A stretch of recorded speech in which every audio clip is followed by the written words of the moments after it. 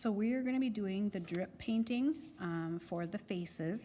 And the first thing you're going to want to do is add some water to each of the paint wells in your paint. For this particular project, you are going to want to stick with all the basic bright colors. You're probably going to want to stay away from browns and blacks just because they tend to be a little bit more challenging when it comes through the painting. To start the face, usually what I like to do is I start with an orange.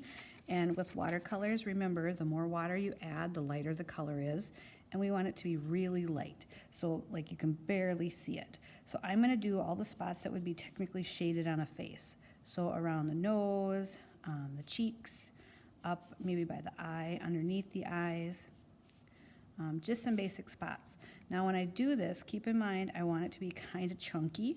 You don't want it to be all one color.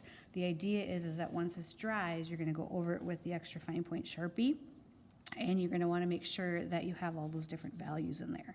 So if I go through here and I do just some basic, really light versions of orange, then I should be filling up the paper pretty well.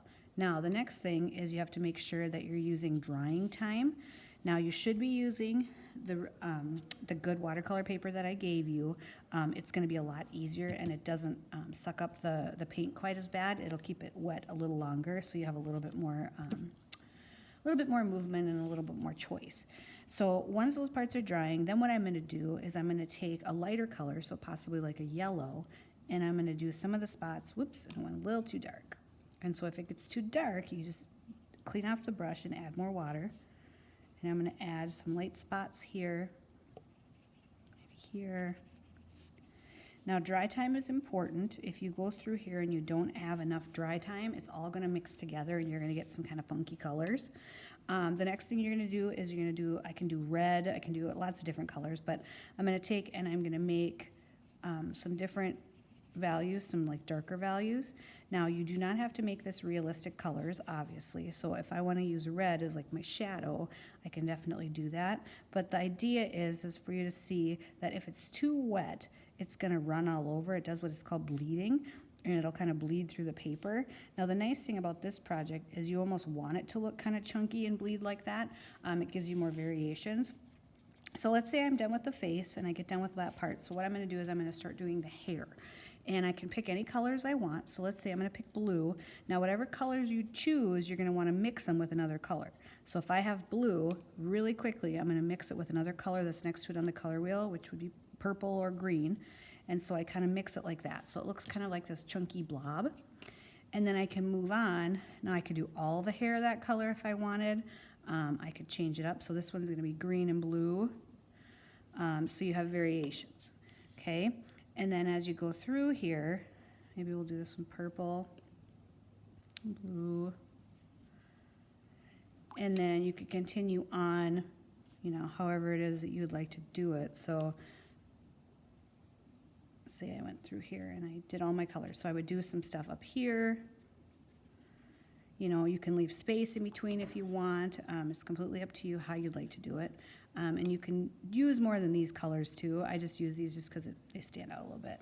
So let's say I started off there, and then I have, maybe a chunk over here mixed with some green, and I have my variations.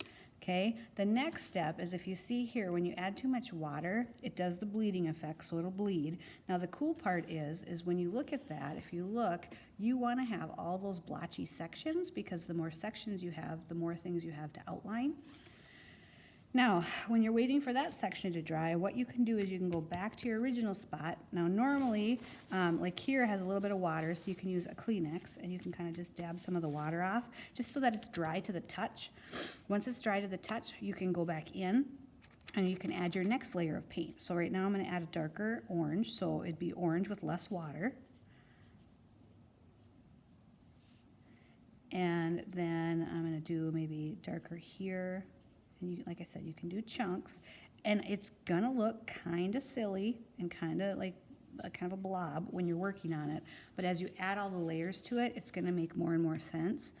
The next part is obviously some darker sections here, and you can continue on. Like maybe I wanted to have like more rosy cheeks. If it gets too red, then I can add some water. you know, so you can add in like that. Then once these are dry, what you'll do is you'll go back in with less water this time, and you'll go just chunks of the paint, so it gives you that more like that chunky kind of look to it, so you have more variations of color that you're going to be able to go around. Here I could do, if you can see it very well, I'll do here. But the idea behind this is you have to have the right type of drying time. If you don't, it all just blends together and you get kind of a weird funky color. Now, let's say for the sake of argument, this is completely dry. So I'm going to just kind of dab some of this off just so you can see it. That's also an option too. You can always kind of dab, and it gives it like a really cool kind of a texture if you'd like. Now, if my whole picture is painted in, the last step I'm going to do is the drip. And the drip is whatever color you were using. So let's say I'm going to do blue. So I'm going to do blue with lots of water in it. And I'm going to do it kind of dark, like right here. And then I'm going to take my brush, and I'm going to go back, and I'm just going to put like a dab of water on it. And then what I'm going to do is kind of hit it so it's going to drip. Now you can control the drip. Like if I wanted the drip to go a different direction, like maybe down here I wanted it to go like off in 2 different directions, I could do that. And then I would get it to go down 2 other different ways. If you're doing drips that go, you know, over the face, that was why you want to make sure everything is dry. So if this isn't dry, all of those are going to smudge together and you get kind of like a gross brown color. So like if I wanted to do a drip here, I could do it. Let's see it very well. Now, depending on your paper, sometimes like if you notice it's not dripping really well, you can add more water, and then you should get a nice drip. Now, it's going to look kind of weird again, like I said, until everything is outlined. So just keep that in mind, that everything will be kind of drippy. The goal, though, is to get as much color on the paper as you can. Don't have a lot of white. Obviously, you can have white sections in some of these other spots, but most of the stuff is going to be colored in. Don't forget the eyes, the lips. If you're a person, if you can see like there's part of the paper left, you can add a neck. You can do all kinds of other things. Also, if you decide to make your hair like into objects, so like butterflies, flowers, you know, basketballs, whatever it is you try to do, then you can paint that accordingly. The goal, though, is to make sure that you have color blending and that you have a drip, and it's a controlled drip, and it doesn't look like just paper and water just dripped all over the place.